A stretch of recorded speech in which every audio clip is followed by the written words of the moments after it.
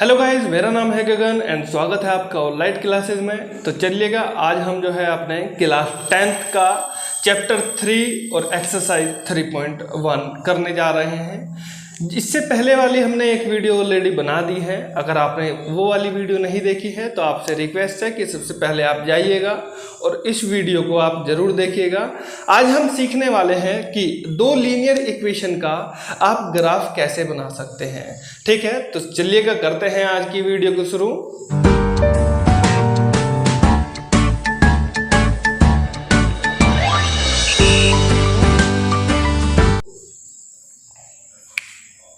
सबसे पहला क्वेश्चन मैं ले लेता हूं कि 2x plus y minus 6। Question है आपका 2x plus y minus 6 equal to 0। दूसरा क्वेश्चन है आपका 4x minus 2y, 4x minus 2y minus 4 equal to 0। तो ये जो है आपको दो लीनियर इक्वेशन दी हुई है, तो इनका पूछा है आपसे कि ग्राफ कैसे बनाया जाएगा। तो ग्राफ बेसिकली अगर मैं आपको बता दूं कि ग्राफ होता क्या है, तो बेसिकली ग्राफ ये वाली चीज़ होती है। अगर आपने ग्राफ की कॉपी भी देखी होगी बिल्कुल 9th और 8th क्लास में, तो ये वाला जो होता है इसको बोलते हैं हम एक्स एक्सिस। क्या बोलते हैं जी? X axis. बेसिकली ये आपका एक प्लेन होता है और ये होता है आपका वाई एक्सिस। ठीक है जी। इसके अंदर कुछ वैल्यू होती है, जैसे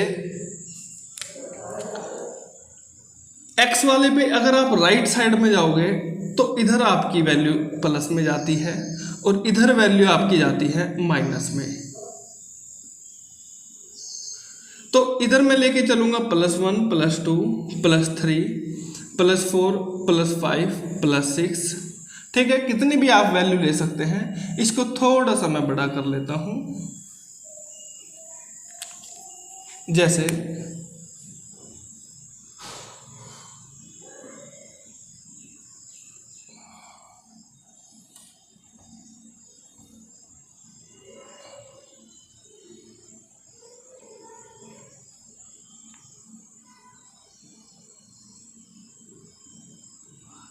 ठीक है।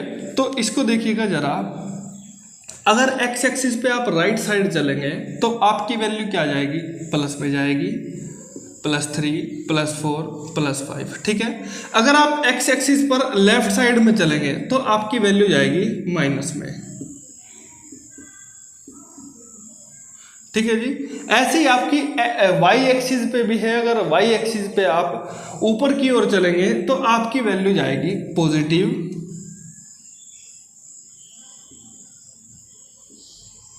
अगर आप नीचे की ओर जाएंगे तो आपकी वैल्यू जाएगी नेगेटिव में।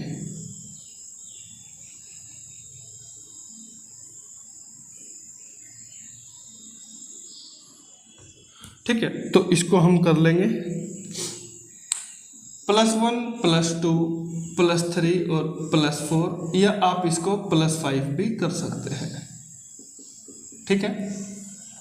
अगर आप नीचे की ओर जाएंगे तो -1 -2 -3 -4 और -5। ठीक है। तो आज हम सीखेंगे कि इन दो इक्वेशन को, दो लीनियर इक्वेशन को ग्राफिकली कैसे रिप्रेजेंट कर सकते हैं।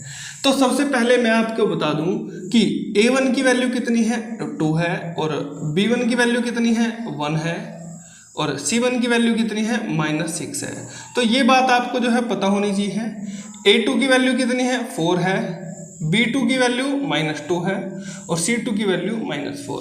अगर आपने पहले वाली वीडियो नहीं देखी है तो जल्दी से जाके देख लीजिएगा, क्योंकि हमने पूरा का पूरा मेथड आपको कल वाली वीडियो में बता दिया था। ठीक है। तो यहाँ पर हम केवल सीखेंगे, सबसे पहली चीज़ हमने आपको बताया था कि अगर A1/A2 या B1/B2 या C1/C2, इन तीनों के बारे में बात की थी हमने कि अगर ये तीनों के तीनों इक्वल हैं, बराबर हैं, तो वैल्यू आपकी कंसिस्टेंट होती है। ठीक है। और इस वाली इक्वेशन के बहुत सारे सॉल्यूशन होते हैं, और ये लाइन क्या करती हैं? ये आपकी कोइंसिडेंट करती हैं। ठीक है। तो अभी चेक कर लेते हैं इसके अंदर कौन सी कंडीशन बनती है, क्या A1/A2 इक्वल है या नहीं है। तो A1 की वैल्यू है आपकी 2 और A2 की वैल्यू है आपकी 4। B1 की वैल्यू है आपकी 1 और B2 की वैल्यू है आपकी -2। C1 की वैल्यू है आपकी -6 और C2 की वैल्यू है आपकी -4।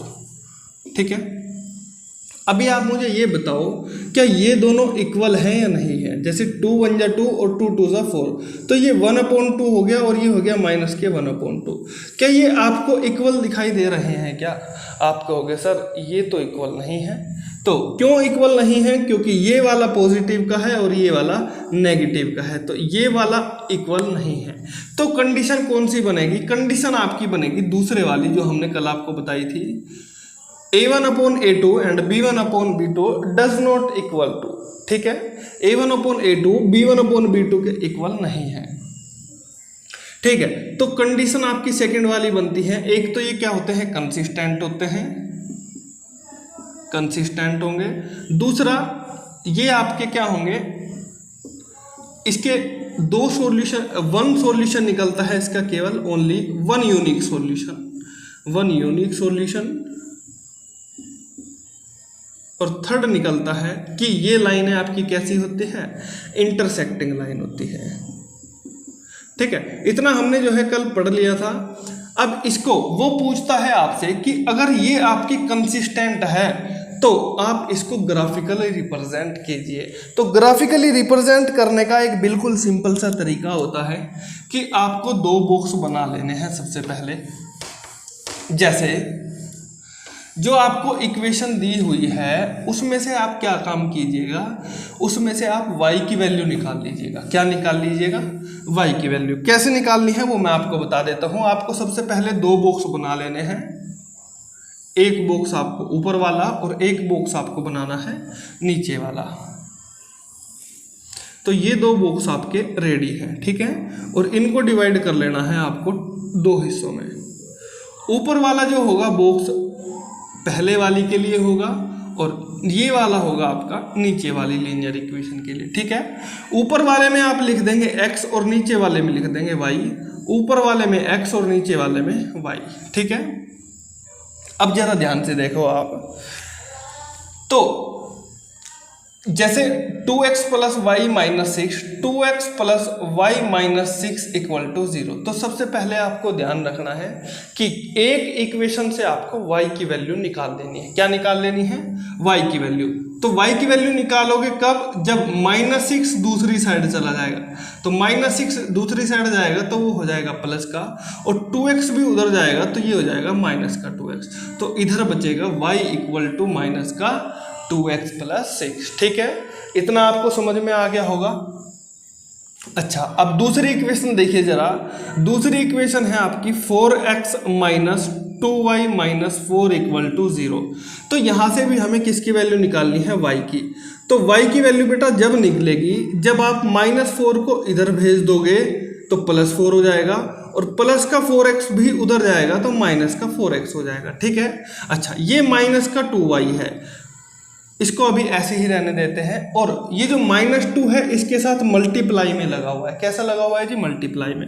तो अगर -2 को मैं उधर भेजूंगा तो कहाँ पे चला जाएगा? वो चला जाएगा आपका डिवाइड में। तो इधर बचेगा y = -4x + 4/2। तो ये मल्टीप्लाई से कहाँ चला गया? डिवाइड में चला गया। अब ये कैसे लेके आते हैं लेफ्ट टू राइट?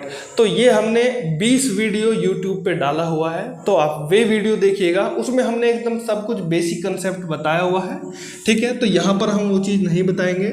तो इस 2 से आप इस 4 को डिवाइड कर सकते हो। जैसे 2 से 4 को डिवाइड करेंगे तो कितना आएगा? -2x आ जाएगा, प्लस 2 से 4 को डिवाइड करेंगे तो कितना आएगा? 2 आ जाएगा। तो अपने पास y की दो वैल्यू आ गई दो इक्वेशन से। तो कुछ नहीं करना, जहाँ पे आपने x लिखा था वहाँ पर एक डंडा लगा देंगे। x की जगह आपको x ही लिखना है और y की जगह आपको लगा देना है -2x + 6। तो ये बन गया आपका। और नीचे वाले में आपको x की जगह x ही लिखना है और y की जगह लिख देना है -2x + 2। अब आपको ध्यान रखना है, x की वैल्यू आप कुछ भी अपनी तरफ से पुट करा सकते हैं, कुछ भी जो आपका मन हो। जैसे 0 1 2 3 4 5 6, मतलब एक सीक्वेंस में आपको x की वैल्यू पुट करानी है। जब आप x की वैल्यू पुट कराएंगे तो कुछ y की वैल्यू निकल के आएगी। जैसे अगर आपने x की वैल्यू 0 रख दी, इसके अंदर क्या रख दीजिए, x की वैल्यू 0 रख दी, तो -2 × 0 + 6 तो कितना आएगा, 0 की मल्टीप्लाई किसी में भी करोगे तो आंसर कितना आता है, 0 आता है। तो +6 में आप 0 ऐड करेंगे तो y की वैल्यू कितनी आएगी, 6 आएगी। तो पहले वाली कंडीशन में जब आपने x की वैल्यू 0 रखी तो y की वैल्यू कितनी मिलेगी आपको, 6 मिलेगी। तो x की वैल्यू 0 रखी तो y की वैल्यू कितनी मिली, 6 मिली। तो ये हमारी x की सबसे पहली वैल्यू थी, ठीक है। अच्छा, अब आप इसके अंदर x की वैल्यू 1 रख दीजिएगा, तो जब आप 0 की जगह 1 रखेंगे तो -2 हो जाएगा, 2 की मल्टीप्लाई 1 में करोगे तो -2 मिलेगा, और -2 + 6 कितना होता है, 6 में से 2 जाएंगे तो बचेंगे 4।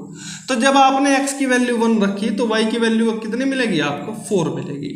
तो x की वैल्यू 1 रखोगे तो y की वैल्यू कितनी मिलेगी आपको, 4 मिलेगी, ठीक है। यहाँ तक आई होप आपको एक एक चीज समझ में आ रही होगी।